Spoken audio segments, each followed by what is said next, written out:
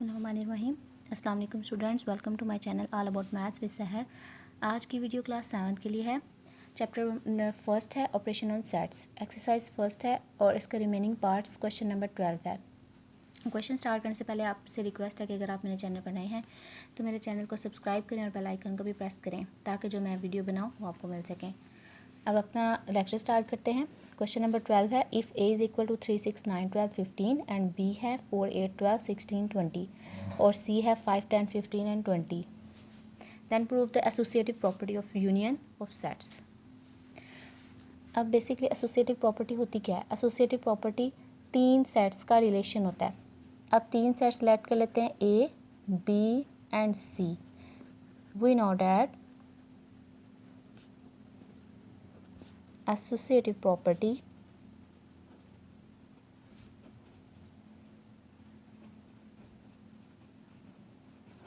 of sets is, अब यहाँ पे एसोसिएटिव प्रॉपर्टी ऑफ यूनियन कहा हुआ है। इंटरसेक्शन हो तो इंटरसेक्शन यूज़ करेंगे, यूनियन अब कहा है तो यूनियन हम यहाँ पे यूज़ करेंगे। A union B union C.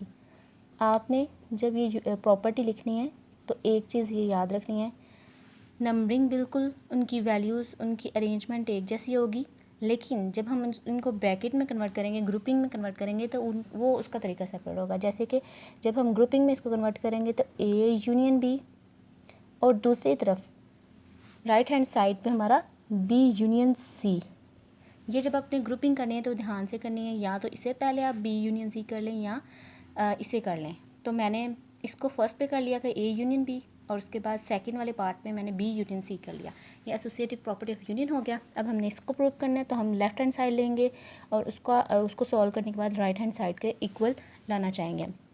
अब सबसे पहले हम क्या करेंगे, लेफ्ट हैंड साइड जो कि A union B bracket close and union C. अब ये रूल है कि हम सबसे पहले ब्रैकेट को सॉल्व करते हैं। तो ब्रैकेट ए यूनियन बी है तो ए यूनियन बी की जगह हम ए का सेट लिखेंगे। फर्स्ट ऑफ ऑल 3, 6, 9, 12 एंड 15 है। उसके बाद यूनियन सेंटर में है और बी का सेट है 4, 8, 12, 16 एंड 20। अब यहाँ पे यूनियन में हम अरेंज करते हैं ए यूनियन बी। आप यहाँ पे ब्रैकेट लगा कर ही करें तो ज़्यादा बेस्ट होगा, क्योंकि फिर अगर सेपरेट करना वो ज़रा टफ हो जाता है कि हम लिखेंगे कैसे, अरेंज कैसे करेंगे। अब इनको हमने क्या करना है, सिंपली अरेंज करना है। तो सबसे स्मॉलेस्ट दोनों सेट में कौन सा है, 3 लिखेंगे, दैन 4, दैन 6, उसके बाद 6 के बाद 7 भी नहीं है, 8 है तो 8 लिखेंगे, 9, 12, 15, 16 एंड 20। ये आपका एक फुल सेट हो गया। अब यहाँ पे ए यूनियन बी, अभी लेफ्ट हैंड साइड का हमने ब्रैकेट वाला पार्ट सॉल्व किया। अब हम क्या करेंगे, ए यूनियन बी है और उसके बाद यूनियन सी। अब यहाँ पे बच्चे मिस्टेक कर देते हैं, यहाँ पे सेट्स लिखने का प्रॉब्लम हो जाता है कि पहले कौन सा लिखना है बाद में कौन सा लिखना है। अब यहाँ पे ए यूनियन बी फर्स्ट पे है तो हम फर्स्ट पे ए यूनियन बी वाला सेट ही लिखेंगे और फिर उसके बाद सी वाला लिखेंगे। अब यहाँ पे 3, 4 मैंने दोनों सेट्स लिख लिए हैं। फर्स्ट पे ए यूनियन बी वाला सेट लिखा जो हमारा सोल्यूशन आया था, उसके बाद सी, यूनियन के बाद सी है तो मैंने यहाँ पे सी वाला सेट लिख दिया। अब इनको क्या करना है, हमने इसका यूनियन का भी मतलब है कि अरेंज करना, तो हम क्या करेंगे, अरेंज करेंगे। जैसे कि 3 से स्टार्ट हो रहा है, 3, 4, अब सेकेंड वाले में 5 भी आता है तो यहाँ पर हम 5 भी लिखेंगे, 6, 8, 9 और उसके बाद 10 भी आता है तो 10 भी हम क्या लिखेंगे, 10 भी लिख दिया। उसके बाद 15, 12 आता है, 12 लिखेंगे, 15, दैन 16 एंड 20 दोनों में है तो एक दफ़ा 20 लिखेंगे। ये आ गया आपका लेफ़्ट हैंड साइड का आंसर, यानी कि ए यूनियन बी और यूनियन सी का आंसर। इसको आप मार्क कर लोगे।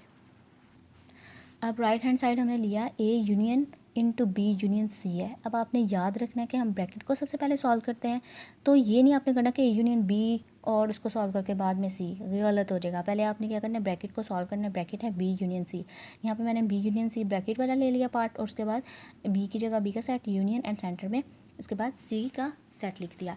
अब हम इनको क्या करेंगे, सॉल्व करेंगे, यानी कि अरेंज करके लिखेंगे। तो इससे आता है आपका सबसे पहले 4 है, 4 लिखेंगे। उसके बाद 5, 8, 10, 12, 15, 16 एंड 20। जो मिसिंग है वो आपने अंदर नहीं लिखने, क्योंकि ये ऑटोमेटिकली उन्होंने सेट में मिस किए हुए हैं, तो हमें लिखने की ज़रूरत नहीं है। अब यहाँ पे क्या करेंगे, बी यूनियन सी।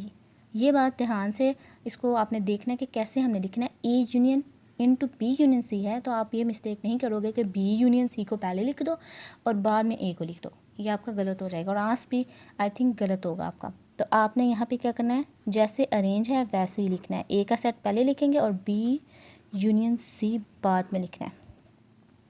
अब यहाँ पे सबसे पहले आपने ए का सेट लिखना है, ये ए का सेट लिखा जाएगा। उसके बाद जो हमारा आंसर है वो लिखेंगे।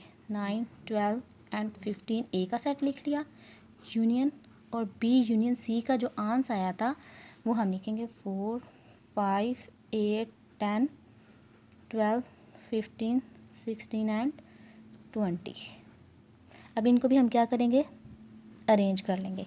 3 सबसे स्मॉलेस्ट है, 3 लिखा, 4, 5, 6 जैसे जैसे आता जाएगा वैसे वैसे लिखते जाएंगे। 8 भी है, 9 भी है, 10, 12, 15, 16 एंड 20। अब देखें लेफ़्ट हैंड साइड का आंसर और राइट हैंड साइड का आंसर दोनों सेम है। 3, 4, 5, 6, 8, 9, 10, 12, 15, 16 एंड 20 दोनों का सेम हो गया। तो ये क्या हो गया, एसोसिएटिव प्रॉपर्टी प्रूव हो गई। अब यहाँ पे हम क्या लिखेंगे, हैंस प्रूव्ड।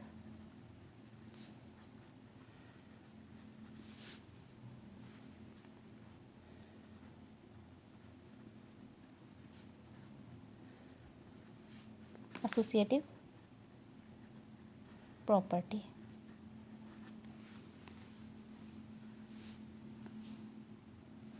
अब इसी के ऑब्जेक्टिव है मल्टीपल चॉइस क्वेश्चन। फर्स्ट है सिलेक्ट करना है, select the correct answer from the given options. अब यहाँ पे if A is equal to 1, 2, 3, 4, 5, 6 and so on 100 है, यानी कि इसमें से कोई भी मिस नहीं है, कोई भी काउंटिंग इसमें मिस नहीं है। And B is equal to 2, 4, 6, 8 and so on 100। अब यहाँ से आप फर्स्ट 4 से पता चल रहा है कि ये क्या है, इवन नंबर्स हैं। What is A minus B, यानी कि ए में से अगर बी को माइनस कर दिया जाए तो बाकी क्या बचता है। अब यहाँ पे a माइनस बी फाइंड करना है, तो a की जगह मैंने a का सेट लिखा है सेंटर में माइनस एंड b का सेट लिख दिया। अब यहाँ पे अगर ये देखने में पता चल रहा है कि इवन नंबर है, तो जब हम फुल काउंटिंग में से इवन नंबर माइनस कर देंगे तो बाकी क्या बचेगा, ओड नंबर्स बाकी बचेंगे, जैसे कि 1, 3, 5, 7 एंड सो ऑन 100 नहीं आएगा क्योंकि 100 भी एक इवन नंबर है, तो बाकी बचेगा 99।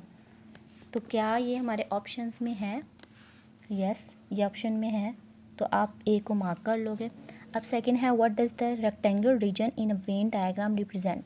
अब हम रेक्टेंगुलर रीजन में, वेन डायग्राम में जो रेक्टेंगुलर रीजन होता है उसे वो क्या रिप्रेजेंट कर रहा होता है, universal, A union B, A intersection B या ए माइनस बी। अब ये क्वेश्चंस में भी किया था हम लोगों ने कि जो यूनिवर्सल सेट होता है वो हमेशा किससे रिप्रेजेंट होता है, रेक्टेंगुलर से। तो वेन डायग्राम में सबसे पहले बनता ही यूनिवर्सल सेट है, तो फिर सिंपली हम क्या लिखेंगे, यूनिवर्सल सेट पे मार्क कर लेंगे।